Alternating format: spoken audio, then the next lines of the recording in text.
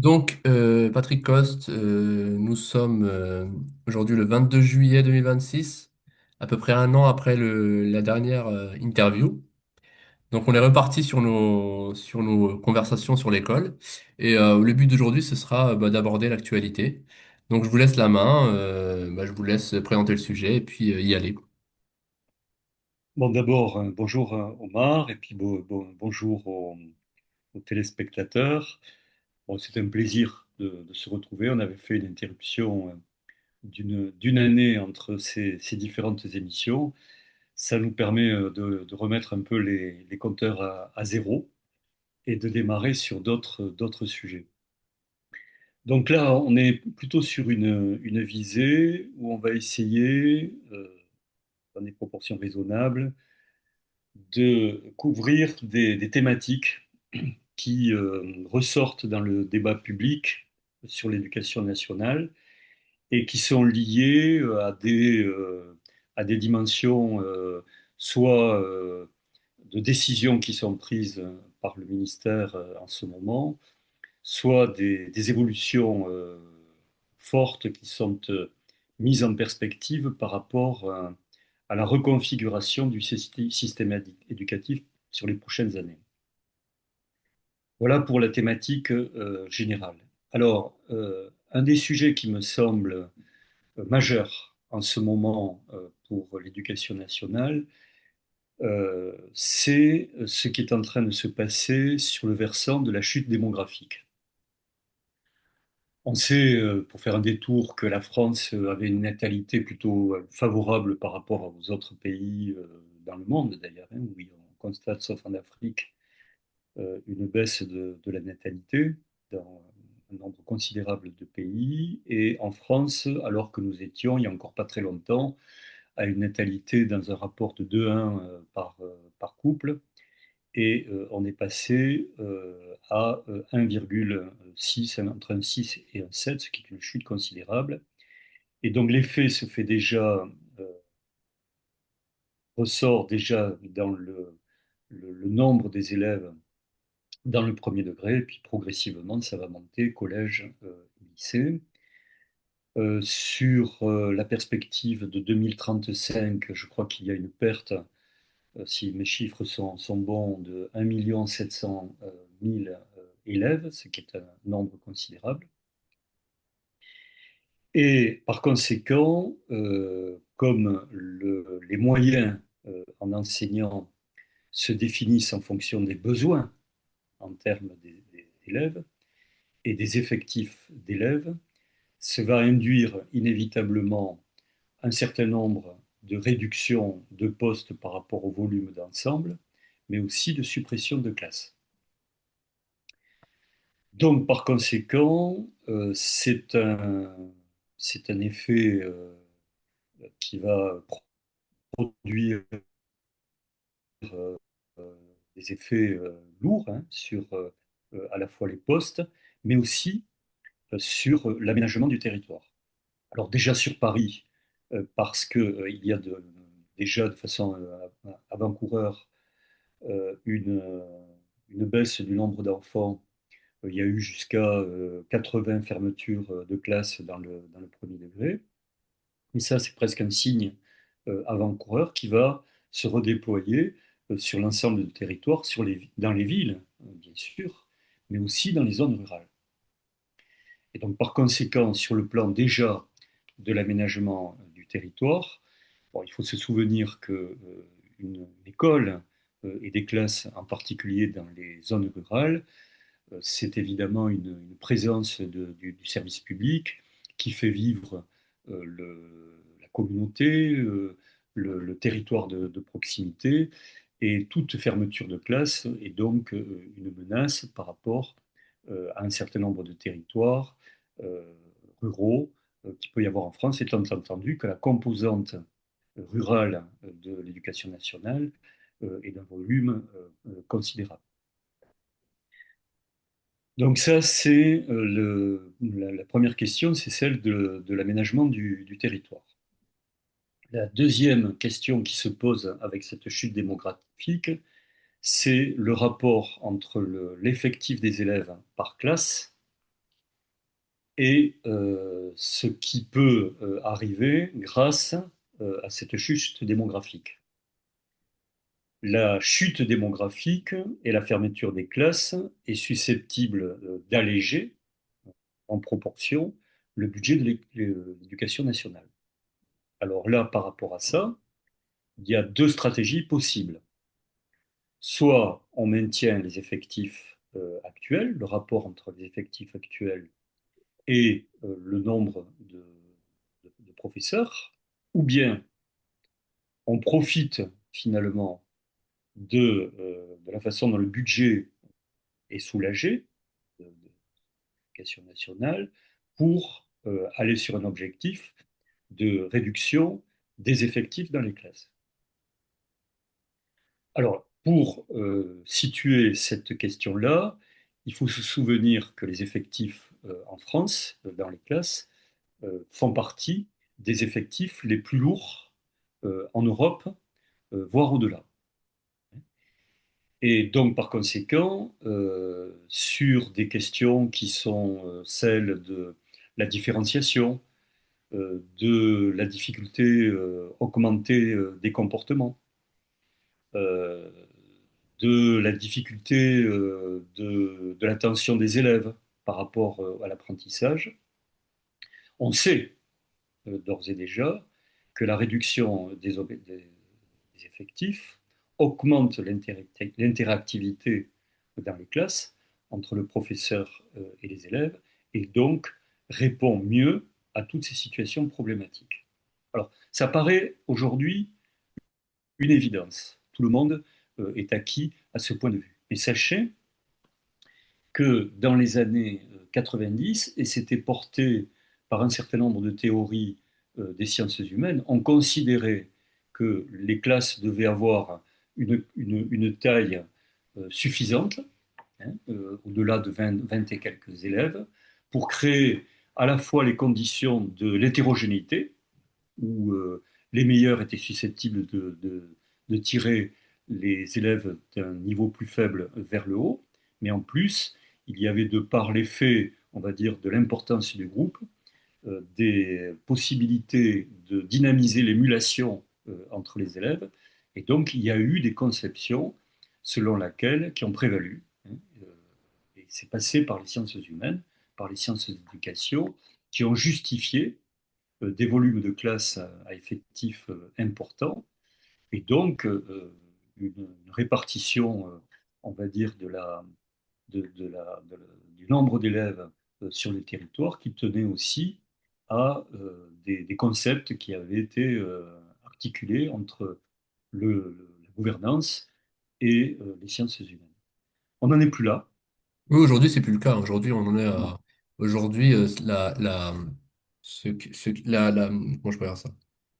Ce que tout le monde partage, c'est l'idée que pour faire court, il faut des petits effectifs. Mais alors, du coup, alors, le nombre d'élèves se réduit, est-ce que vous pensez pas que l'État va simplement en profiter pour réduire le budget? Est-ce que vous pensez qu'il va mettre Alors, des effectifs? c'est là que je te disais qu'il y a donc deux stratégies.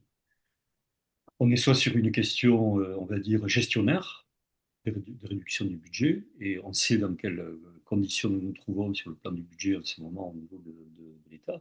Donc la tentation est grande, bien sûr, de profiter Mais de c'est ces un peu ce qui se effectifs. passe, non? Parce qu'il manque quand même pas mal enfin, apparemment, c'est ce qu'il dit, qu'il manquerait, je crois, 3000, enfin, qu'il manquait 3000 postes l'an dernier. Donc, ce serait peut-être la tendance justement, de réduire Alors, les postes. il y a une volonté, enfin, c'est une situation qui comporte plusieurs dimensions.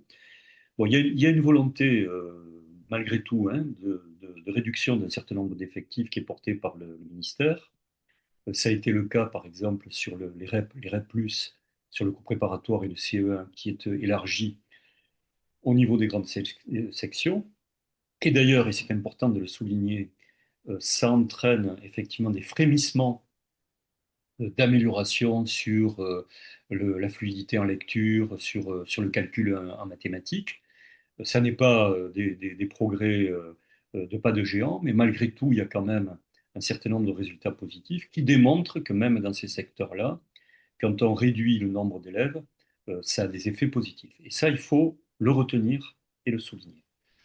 Ensuite, au niveau du premier degré, il y a une volonté effectivement de réduire la moyenne, hein, des effectifs par classe, mais on va dire que le différentiel entre la situation antérieure et la projection, elle est de un élève et demi en moyenne par classe. Donc ça ne ramène pas les effectifs français, si vous voulez, aux références moyennes que nous avons sur le niveau européen. Je considère pour ma part, et je l'ai écrit par ailleurs, Et petite que question comme ça qui vient à l'esprit, en France, on est parmi les effectifs, parmi les pays qui ont les effectifs les plus grands d'Europe, ouais, c'est ça. les plus Et gros. en particulier, si vous voulez, au collège, où il y a une différence par classe qui est de l'ordre entre 3 et 5 élèves, hein, de plus dans les classes de collège, et c'est vrai au niveau du lycée. Alors, pas trop rentrer dans le détail, hein, mais c'est une arithmétique qui est très difficile à comptabiliser parce que dans les moyennes, on compte aussi les enseignants qui sont en décharge, qui assurent des formations, etc. Et donc, par conséquent, l'objectivité du nombre d'élèves devant les enseignants ne correspond pas à la communication qui en est faite dans les enquêtes par le gouvernement. Et les enseignants, en général, décrédibilisent ces communications parce qu'eux, ils ont une expérience de la classe réelle qu'ils ont devant eux et ils ont l'impression que ça ne correspond pas du tout aux chiffres qui sont présentés dans les médias. Alors, par contre, dans les REP, hein, euh, les REP+, les classes en CP, en cours élémentaire 1 et en maternelle à 12 élèves, ça existe. Hein, ça, c'est indéniable. Voilà. Alors, donc, une volonté de légère réduction du nombre d'élèves, mais par rapport à l'importance de cet enjeu, par rapport aux problèmes qui se posent actuellement dans les conditions de transmission, une réduction très largement insuffisante par rapport à ce qu'on devrait faire. Donc là, il y a une contrainte budgétaire, il y a une sorte de tension qui existe entre les contraintes budgétaires et puis cette occasion qui est donnée de la réduction des effectifs. Mais il faut se dire que si on a augmenté, pour les raisons que l'on sait, le budget des armées, si on veut progresser au niveau de l'éducation nationale, le premier levier pour y parvenir serait de faire un effort du côté de cette réduction des effectifs. Donc on ne peut pas se satisfaire des communications du ministère qui réduisent vraiment de façon très marginale le nombre des effectifs, parce que pour véritablement avancer, je vais vous le dire de façon un peu brute, hein, mais suite à des réflexions soutenues hein, que j'ai pu avoir sur la relation, les interactivités, l'importance des interactivités dans une classe, la présence de l'adulte devant les enfants aujourd'hui, ce que ça peut représenter, on en parlera peut-être, mais je considère que dans l'état actuel des choses, déjà au premier degré, si on avait des effectifs au niveau de 15 élèves, on verrait apparaître une progression du système scolaire. Hein. Donc, on peut parler de pédagogie, on peut parler de nivellement vers le bas, on peut parler de réformes sur la phonologie en lecture, dans les méthodes pédagogiques, etc., etc. Mais le fondamental de la progression du système, ce sont quand même les conditions de travail, celles du professeur et celles des élèves, et ça passe par la réduction des effectifs.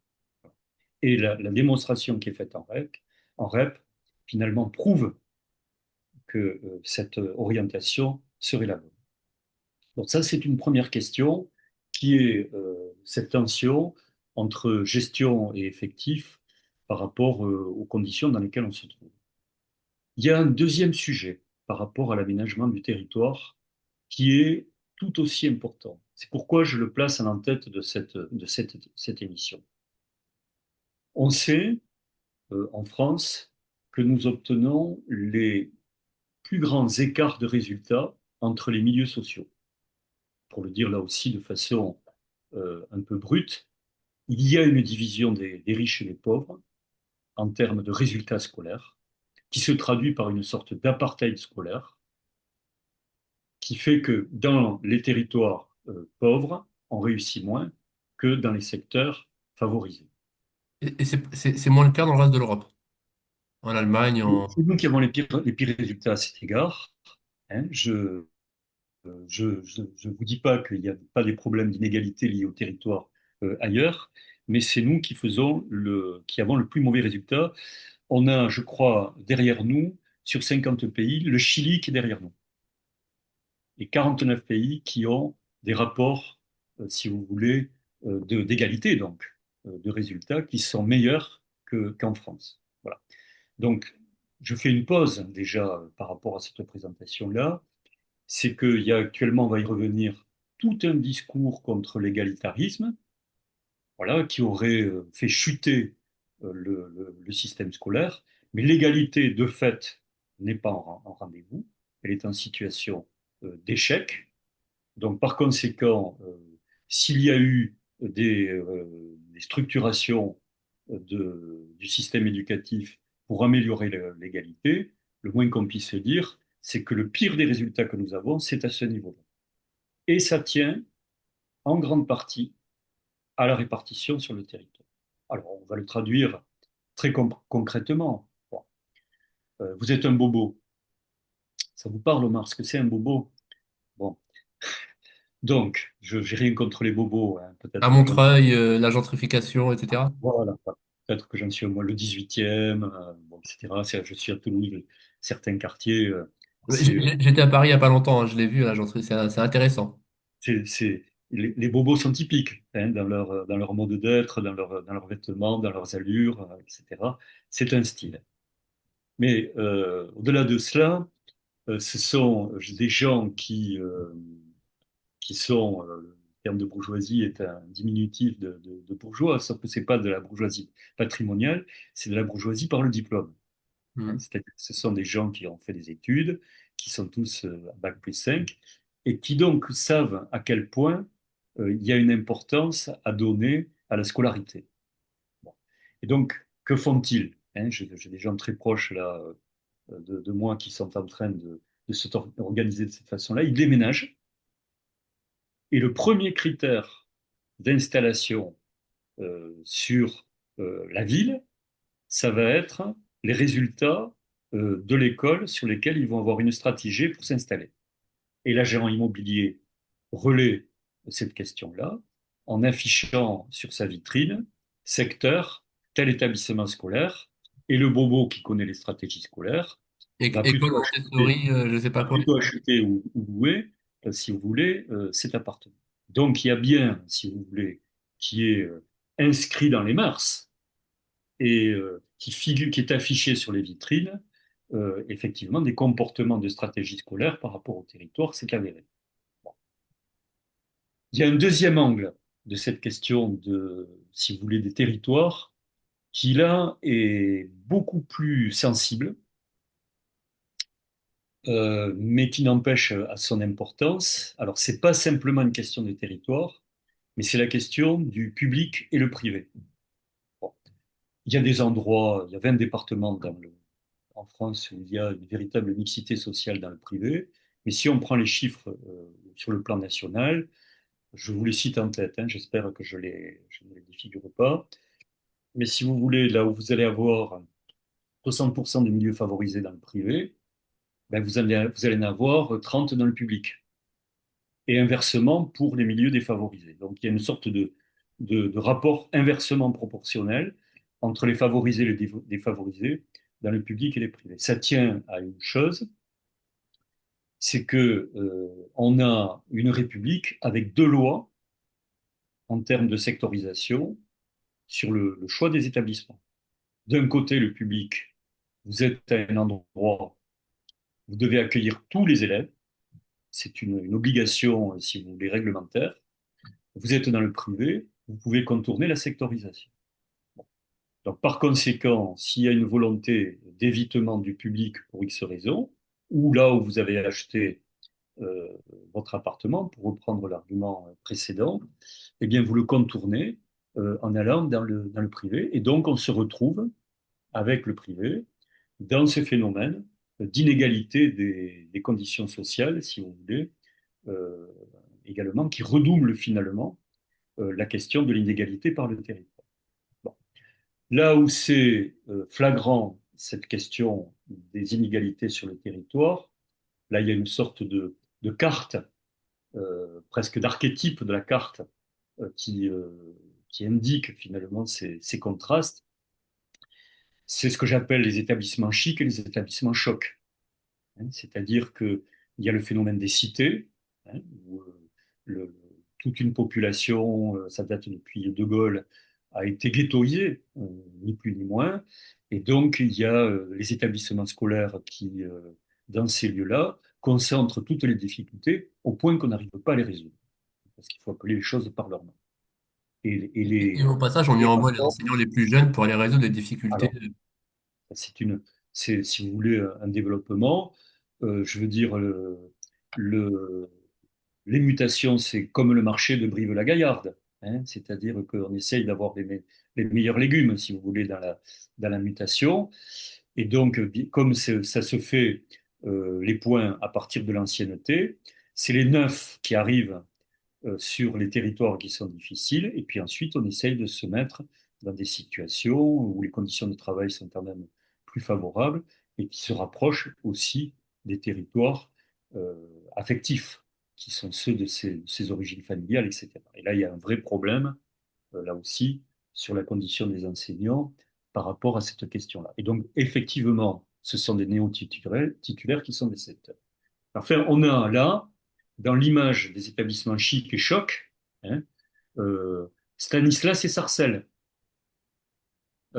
Si vous voulez, il faut avoir ça en tête. Donc ne parlons pas d'égalité de traitement des élèves si on a bien compris que le courtier qui distribue les atouts, il ne les distribue pas de la même façon quand on est à Stanislas ou quand on est à Sarcelles. Je vous parle d'autant mieux de Sarcelles que ma fille y était enseignante, donc, et ma belle-fille, de surcroît. Donc, néo-titulaire. Donc, par conséquent, ça dit effectivement quelque chose de l'inégalité, donc redoublé par le public et le privé. Puis il y a une autre carte, si vous voulez, des inégalités de territoire, c'est les villes et le rural. Parce que, si vous voulez, dans le rural, il y a des accès à la culture, des accès à la mobilité par rapport au travail, c'est-à-dire des représentations vis-à-vis de l'ambition, des représentations des relations qu'il peut y avoir entre l'importance de l'école et le professionnel, qui ne sont pas dans les mêmes rapports qu'il peut y avoir dans les zones urbaines. Hein. Et donc, il y a aussi là un contraste qui se joue entre les zones rurales et les villes. C'est ce qui fait d'ailleurs. Il y a le périurbain, il y a le périurbain qui est un peu l'entre-deux, entre le rural et la ville. Pardon, il y a. Le périurbain, qui est un peu un entre-deux. Alors, mais dans le périurbain, bon, effectivement, hein, il y a une sorte, on peut considérer que par rapport aux polarités que je viens de mettre en place, il y a une position médiale. Ensuite, il faut aller le voir dans le détail parce que quelquefois, les situations sont contre-intuitives. Hein. Il y a des complexités, des alchimies locales qui font en vérité, ça marche pas aussi clairement d'un point de vue géographique tel que je viens de le dessiner là devant. Alors, sur le plan revenons à notre thématique de la chute démographique, donc réduction des classes,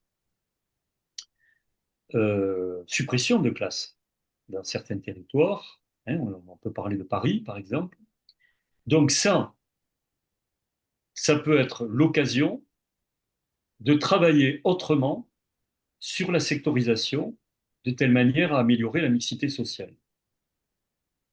Vous fermez une classe et vous créez une greffe du territoire entre un secteur difficile et un secteur favorisé, qui est l'occasion qui est donnée par la suppression de la classe. Vous faites un trou, mais vous faites, en même temps que vous faites un trou, des combinaisons, des greffes de mixité sociale qui permettent de redistribuer la sectorisation. Je signale que sur les ministres qui se sont succédés, et on peut parler véritablement d'un défilé, pas celui du 14 juillet, mais c'est un véritable défilé vous savez, la moyenne de durée d'un ministre, c'est à peu près 500 jours. Mais je pense là que sur le dernier quinquennat, si on est arrivé aux 100 jours de Napoléon, c'est grandiose.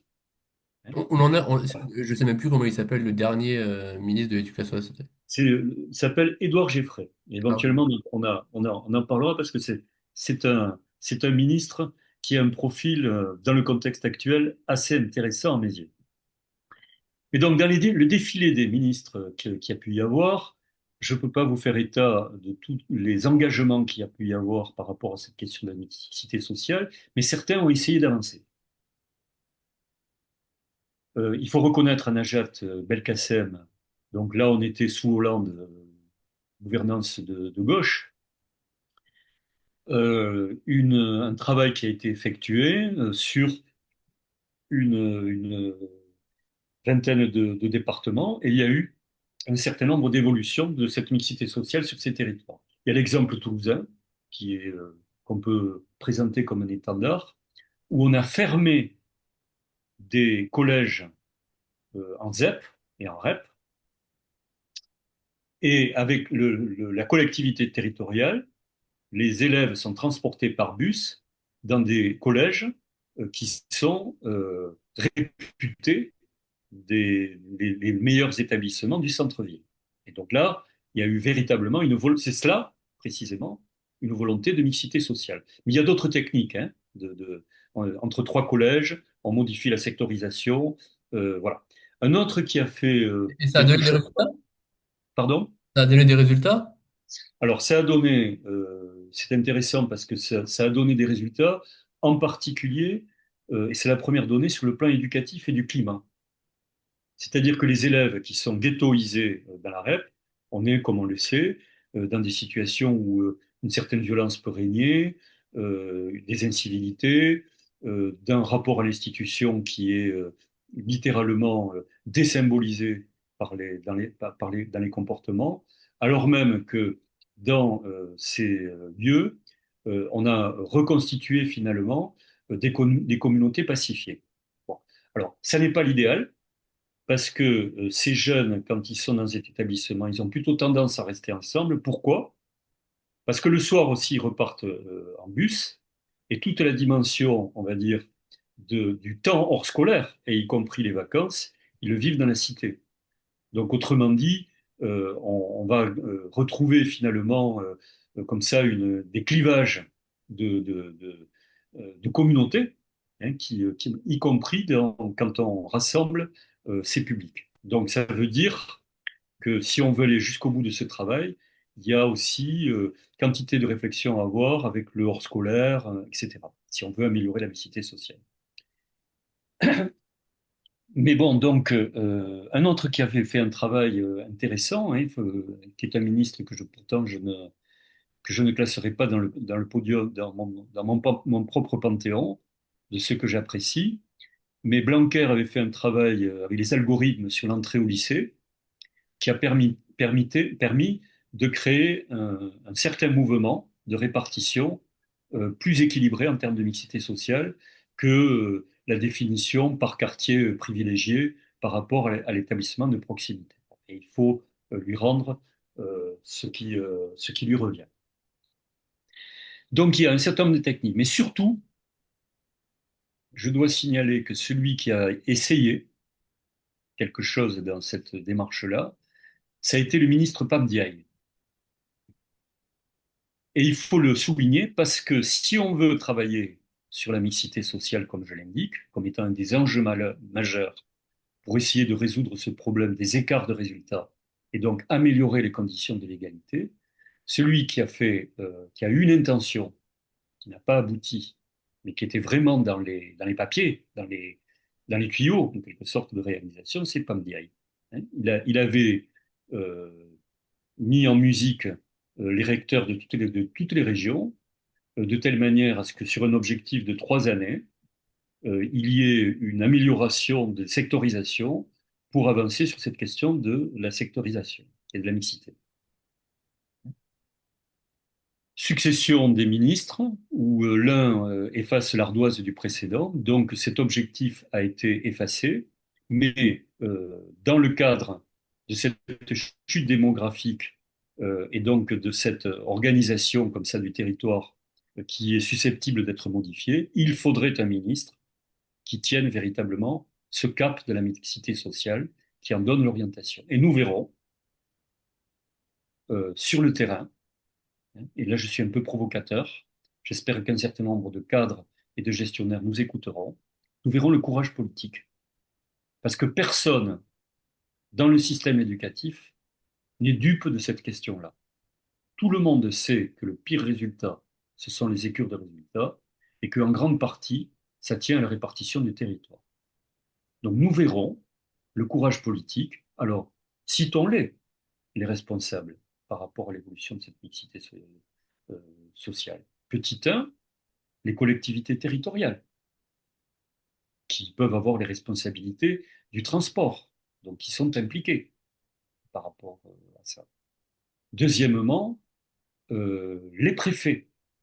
Pourquoi?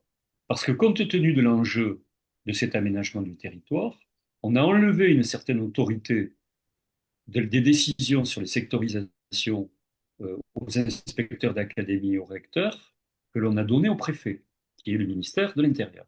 Et donc, les inspecteurs d'académie, en particulier sur le premier degré, et c'est un tournant en termes de responsabilité et de rapport hiérarchique, sont sous l'autorité des préfets.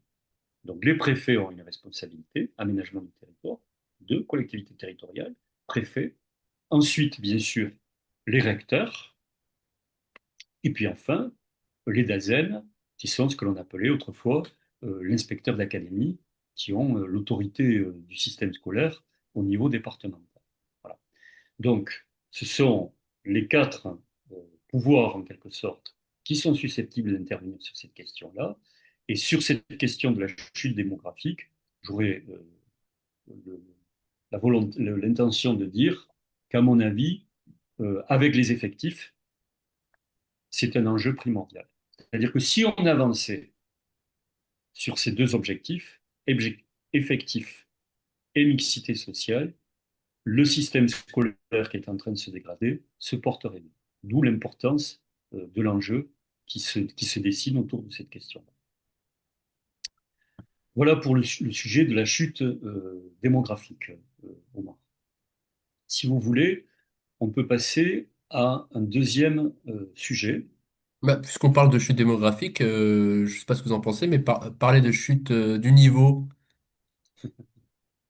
parce que ça, c'est une, c'est un peu une question qui revient souvent, hein. C'est-à-dire que chaque année, quand on parle du bac, des résultats du bac et du brevet, on nous parle du niveau et de la baisse et du niveau qui aurait baissé depuis les années 60.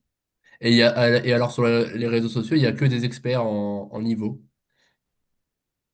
Très bien, ça me plaît assez la formule de sur les réseaux sociaux, il y a plein d'experts du niveau. C'est-à-dire que, en fait, vous Mais c'est savez, comme, c'est comme, tu sais, en ce moment avec l'équipe de France de foot, c'est-à-dire que tout le monde est sélectionneur, tout le monde sait ce voilà. qu'il faudrait faire. Mais alors vis-à-vis de l'éducation nationale, si vous voulez, tout le monde tient le manche de balai de l'avion, hein, et tout le monde sait comment il faut faire.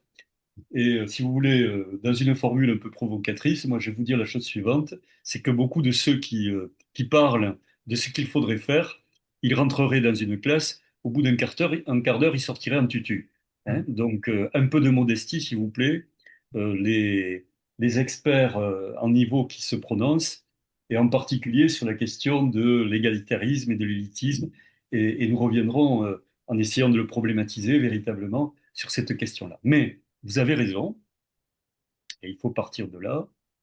Si on regarde la courbe des niveaux dans toutes les matières, hein, mais c'est particulièrement euh, souligné, remarqué dans le rapport à la langue française et les mathématiques, on a l'impression qu'on est dans un phénomène de chute libre par rapport au niveau.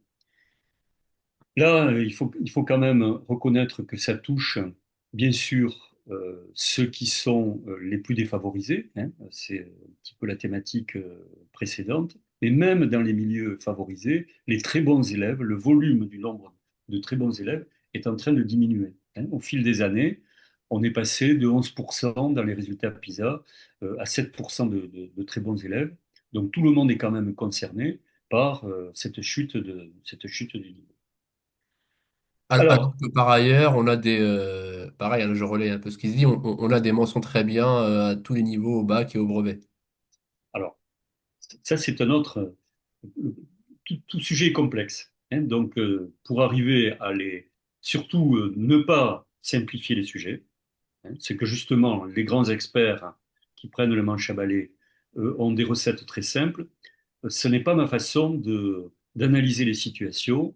Il s'agit de faire les bons découpages des problématiques, de faire les bonnes combinaisons entre elles, de telle manière à essayer de comprendre, parce que c'est en comprenant le problème, créer les conditions de problème, c'est déjà avancer du côté des solutions. Mais si on ne pose pas les bonnes conditions du problème, on fait des réformes qui sont des plâtres sur une jambe de bois, et ça fait 50 ans qu'on travaille comme ça. D'où l'exigence qu'il y a justement à faire une analyse de ces complexités, hein, et des bons découpages pour essayer de comprendre. Ça, c'est une question de méthode. Alors, vous parlez de la baisse de niveau. Donc, la baisse de niveau, il faut essayer de comprendre d'où ça vient. Alors, d'abord, pour rentrer dans ce sujet-là, ben, précisément, il faut un petit peu dégonfler tous les avis convenus qu'il peut y avoir et qui tournent autour de cette explication de la baisse des niveaux. Les explications qui tournent sont souvent l'émanation d'un certain nombre de positions qui sont des positions politiciennes. Il va y avoir de façon, on va dire, euh, construite, enfin développée, plutôt des conceptions de droite qui vont faire une lecture de cette baisse de niveau. Il va y avoir des conceptions plutôt venant de gauche. Alors, Et si vous me donc, ce sont permettez, on va des... faire une petite pause, D'accord. une pause publicité, et puis on va reprendre. Surtout de la publicité pour du bon produit, hein. Exactement, c'est ça. Alors,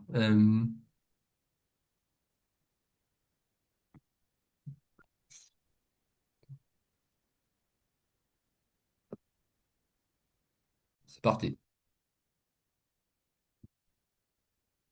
Ah, je vous entends pas. Vous m'entendez pas? Ah, c'est bon, je vous entends. Vous m'entendez pas? Si, si, si, si, c'est bon. Moi, je vous entends pas. Euh, Allez-y, parlez. ouais, vous m'entendez pas? Oui, ça y est, je vous entends. Ah, ok, c'est bon. C'est bon. Alors, je crois que pour essayer d'analyser, c'est comme si il fallait commencer par appuyer sur le furoncle des discours qui tournent autour du système éducatif pour essayer de pénétrer dans ce qui me semble être les questions de fond autour de cette question de cette affaire de la baisse du niveau. Alors, dans les discours qui se tiennent, il y a par exemple un discours qui revient assez souvent, qui est celui de la formation des enseignants. Euh, je viens d'entendre là un post de la journaliste Polony qui a été enseignante, mais qui a été enseignante pas en secteur difficile, qui dit les enseignants ne sont pas formés à donner une posture d'élèves dans les classes. Donc les élèves ont des comportements où ils font n'importe quoi et on n'a pas appris aux enseignants de construire la gestion du groupe, l'attitude que l'élève doit avoir, et donc ça ne peut pas fonctionner. Là, on est sur le versant éducatif. Et puis ensuite, vous avez aussi des critiques en termes de formation sur le plan des niveaux disciplinaires, comme si on était dans une période où, parce que les enseignants ne seraient pas au niveau, eh bien, ça expliquerait mécaniquement la baisse du niveau des élèves. Les profs feraient des fautes d'orthographe en écrivant au tableau, feraient des erreurs de présentation des démonstrations en mathématiques, et donc il ne faudrait pas s'étonner qu'ensuite, ceux qui sont le public qui est en face ait un niveau qui corresponde. Vous avez par exemple quelqu'un comme Brigelli, qui a une conception comme ça, professeur de classe préparatoire, C'est presque une caricature, lui, hein. Donc, euh, il y a une sorte de polarisation comme ça sur l'importance du savoir et de l'exigence qui ferait que l'éducation, ça ne tiendrait que par le niveau du savoir et par l'effort et l'exigence de ceux qui sont dans la posture d'apprendre. Ça me semble être des réflexions très courtes. Vous avez aussi un certain nombre de réflexions qui courent, qui tournent, selon laquelle il y aurait une recette pédagogique qui permettrait, une révolution pédagogique qui permettrait de changer tout en termes d'amélioration du niveau. Alors, il y a eu la période de la pédagogie par compétence, hein, qui a été une politique qui a été conduite à la niveau européen, où on a annoncé une véritable révolution pédagogique, qui n'est pas complètement faux, mais dont on attendait des résultats en termes de niveau qui améliorent les choses. Ça n'a pas été du tout le cas, voire au contraire, quand on regarde la courbe.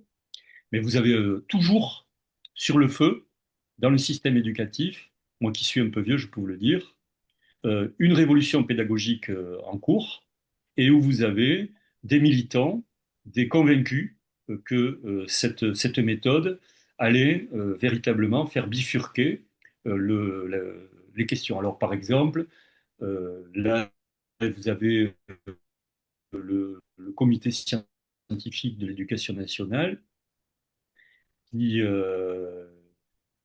qui stipule que sur le plan de la lecture et l'écriture, si on applique un certain nombre de méthodes phonologiques, on va arriver à de meilleurs résultats par rapport à la langue. Sur les mathématiques, c'est les méthodes de Singapour. Tout ça sont des productions scientifiques de ce conseil scientifique qui suppose qu'on va améliorer les choses. Et puis on voit que quand ça passe dans le système, parce que ça a été très injonctif, hein, on a donné des petits manuels, des méthodologies dans le premier degré pour que les gens appliquent ça. Enfin, les résultats ne suivent pas. Ensuite, vous avez encore Polony qui dit le nerf de la guerre, c'est la grammaire. Si on apprend la grammaire, on comprend la langue. Si on comprend la langue, on comprend les consignes en mathématiques et tout est susceptible de suivre. Alors, ce genre euh, de projection comme ça sur la pédagogie, je ne le dis pas, hein. Il y a la pédagogie explicite aussi, hein, avec des relais pris dans le cognitivisme. Je ne nie pas que ce sont des avancées théoriques qui, sous certains aspects, peuvent être intéressantes, mais ça ne saurait être la recette magique, le sirop-typhon qui allait sauver le soldat Ariane du niveau scolaire. Ça, ce n'est pas vrai. Et donc, on a l'impression d'une sorte d'agitation comme ça, progressiste dans les méthodes et dans la façon de travailler, et qui, au bout du compte, on le voit, revient en boucle, toujours au même résultat. Et alors là, vous avez des démonstrations qui peuvent prendre l'épaisseur d'une thèse de 500 ou 600 pages où on va faire des enquêtes à l'étranger.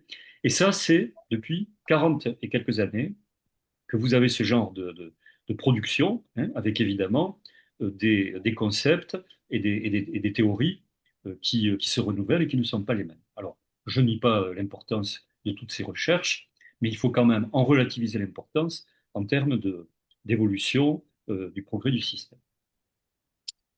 Alors, une fois qu'on a un petit peu dégonflé les discours ambiants, euh, comment peut-on comprendre cette baisse du niveau, étant entendu qu'elle est marquée, particulièrement marquée en France, mais elle touche à peu près tous les pays développés dans le monde, c'est-à-dire que la baisse du niveau est observée ici et ailleurs, à quelques exceptions près, qui tiennent à des fonctionnements sociétaux qui sont tout à fait particuliers, comme Singapour, comme la Finlande, qui sont, on va dire, des mœurs qui entourent finalement l'école et qui créent des conditions de la transmission que nous ne connaissons pas dans ces autres pays développés.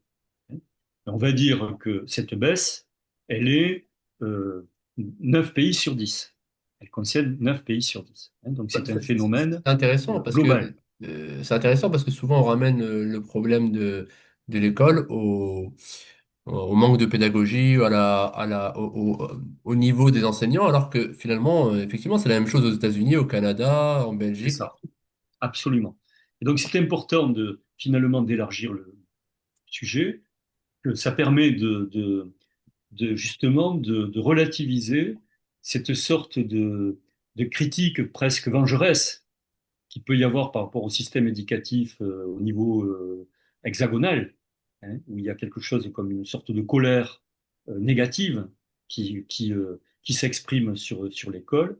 Ben, la colère Élargir vis-à-vis de l'enseignant qui a mis un mauvais mot dans le bulletin aussi, hein, voilà, c'est un peu tout les ça. enseignants, si vous voulez, la On, gouvernance du on a système. eu tellement d'enseignants dans la scolarité on est forcément tombé sur un mauvais enseignant ou un enseignant un peu taquin, un peu difficile, un peu Il faut dur. bien que ce soit la faute de quelqu'un qui est responsable. Oui, oui, c'est ça. Et donc, il y a une désignation de la responsabilité, euh, si vous voulez, soit dans un circuit court, ce que dans ces débats qu'il y a autour de l'école, on rencontre partout. Et donc, c'est la raison pour laquelle je zoome un peu en arrière, en essayant de prendre le large, et en indiquant que c'est un phénomène qui n'est pas propre à la France, mais qui se retrouve dans 9 pays sur 10 actuellement dans le monde. Donc, qu'est-ce qui se passe? Alors, je crois que là, il faut, pour le comprendre, revenir, avoir une réflexion sur les conditions mêmes de la transmission. Quelles sont les conditions pour qu'une transmission se passe bien? Alors, on a parlé des effectifs, de l'augmentation des interactivités. Ce sont des aspects pratiques. Mais il faut essayer de faire une analyse de qu'est-ce qui est susceptible de se passer en termes de crise de transmission au fondement même de l'acte de la transmission. Et la baisse de niveau, elle peut s'expliquer si dans les conditions même de la transmission, il y a quelque chose qui est de l'ordre d'une crise.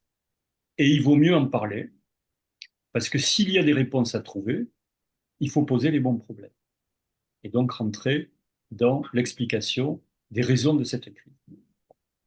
Et là, ce qui se passe, si vous voulez, alors il y a plusieurs pistes pour l'expliquer. Mais pour être un petit peu à mon tour pédagogique, hein, je resserrerai peut-être le sujet de façon plus nouée après, mais je vais faire référence à un philosophe qui est Emmanuel Kant. Ça permet, Emmanuel Kant, de poser des catégories claires sur ce que c'est que la transmission, peut-être trop claires d'ailleurs, mais ça permet déjà de se mettre sur la voie de ce dont il s'agit. Si vous voulez, pour qu'il y ait transmission, d'abord, il y a une condition, on va dire, vraiment à l'origine de tout, c'est qu'il y a un petit et un grand. Alors vous allez me dire, euh, Patrick Coste, vous disant ça, vous êtes quand même très prosaïque. Mais enfin, effectivement, si vous voulez, un bébé, il est appelé par le haut pour développer son existence. Ça veut dire que dans son état natif, c'est ce qu'on appelle la néothénie. Il n'est pas développé, il n'est pas autonome et il n'a pas les instincts comme les animaux peuvent l'avoir. Donc, vous voulez dire qu'il ne peut pas y avoir d'égalité entre l'enseignant et l'élève? Alors, ce que je veux dire là, c'est que je pose comme une sorte de niche originelle d'une différence qu'il peut y avoir entre l'enfant et l'adulte, hein, qui s'explique par les conditions de la néothénie. Et donc, Kant dit que l'homme naissant est plus démuni qu'un animal parce qu'il n'a pas les instincts, et donc est d'autant plus dans une dépendance par rapport à l'adulte. Et donc là, on voit l'expérience d'une désymétrie qui fait autorité, de fait. Alors, ce n'est pas une autorité de rapport de force, là, je m'adresse aux anti-autoritaires, mais c'est une autorité de la dissymétrie qui fait que, inévitablement, il s'opère une reconnaissance de celui qui fait autorité, qui le conduit dans une possibilité à vivre, hein, en ce qui concerne l'adulte. Voilà. Et donc, il y a dans les conditions de la transmission toujours cette dimension de cet écart. qui se reporte ensuite par rapport à l'apprentissage de la langue, par rapport à l'apprentissage des savoirs, etc. On pourrait dire, dans une formule, que c'est une dimension transférentielle qui s'opère et qui fait que ça ne peut tenir que s'il y a un professeur qui a une certaine autorité par rapport à un élève. Et encore une fois, je ne fais pas l'apologie de l'autorité en termes de domination de puissance de l'un par rapport à l'autre. C'est une médiation de la dissymétrie, mais où il y en a un qui est plus grand que l'autre. Or, nous sommes dans un monde, et là,